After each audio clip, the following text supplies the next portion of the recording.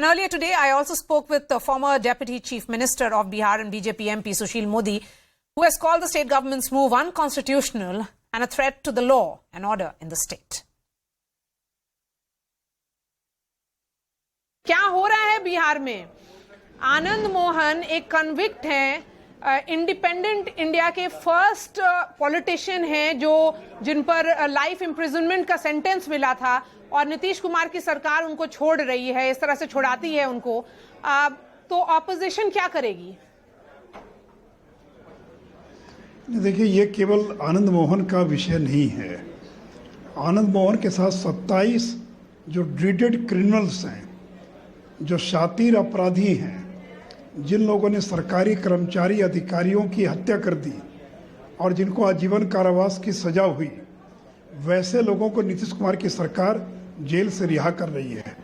और 27 में 7 ऐसे शातिर अपराधी हैं जिनको हर माह 2 साल तक थाने पर आकर उनको हाजिरी देनी पड़ेगी।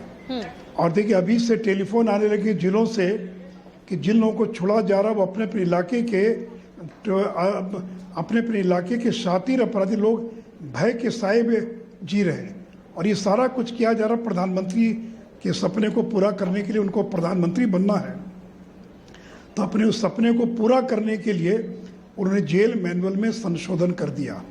इसलिए हमारे मानना है कि this decision is against the public interest, it is unconstitutional, it is arbitrary, it is unnecessary, and it is anti-Dalit.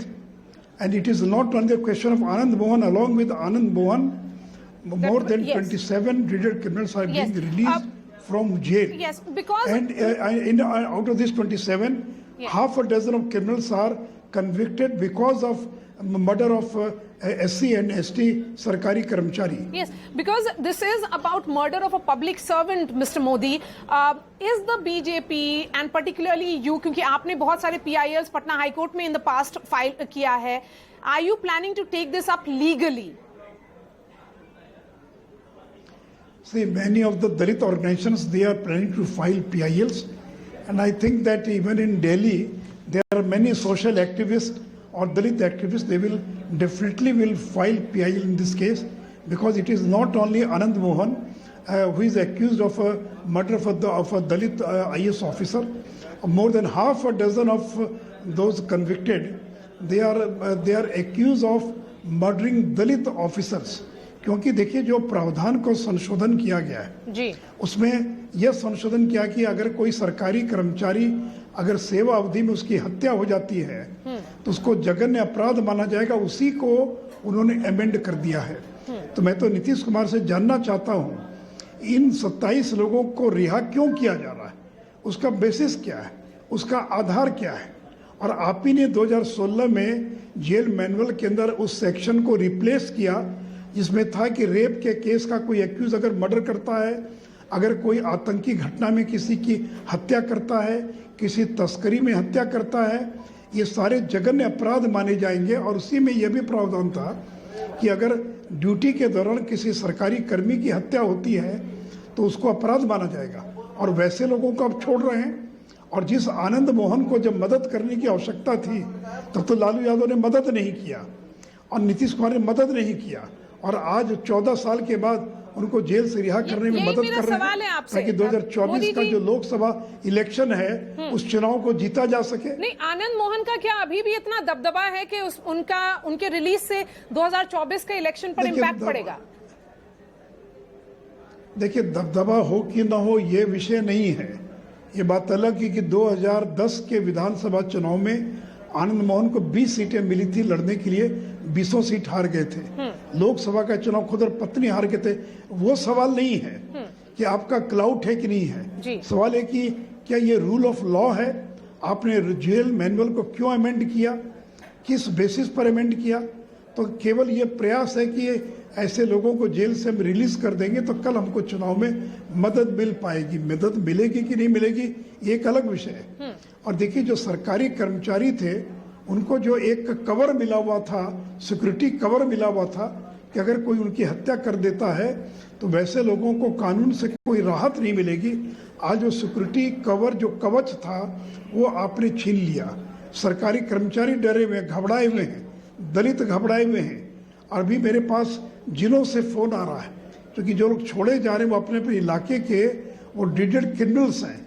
वो जब जेल से छूट कर आएंगे तो लोग डरे हुए हैं कि हमारा क्या होगा, वो बदले की भावना से कार्रवाई कर सकते हैं।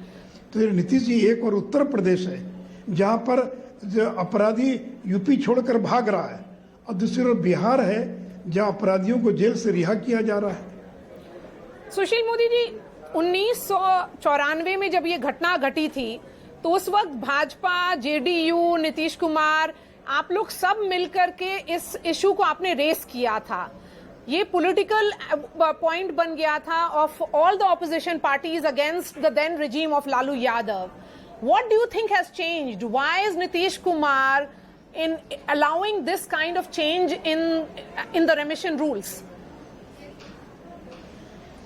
नहीं, देखिए, आपने ठीक याद दिलाया कि 1994 में जब लालू यादव की सरकार थी जिसमें घटना घटी और दर्जनों घटनाएं घटी, बीजेपी जेडीयू ने मिलकर समता पार्टी ने उस लड़ाई को लड़ने का काम किया था। लेकिन आज चूंकि नीतीश कुमार लालू की कृपा पर बिहार के मुख्यमंत्री हैं, वो अपने बलबूते बिहार के मुख्यमंत्री नहीं हैं, आरजेडी और लालू यादव की कृपा से हैं। और आरजेडी किस प्रकार की पार्टी देश की जनता उसको जानती है, इसलिए आज उनकी मर्जी पर है, इसलिए उनके दबाव में है। अब तो मालिका ये प्रेशर में है, दबाव में है, और फिर का सपना और उसको हम रिहा कर दें, हमारे काम आ सकते हैं चुनाव के अंदर।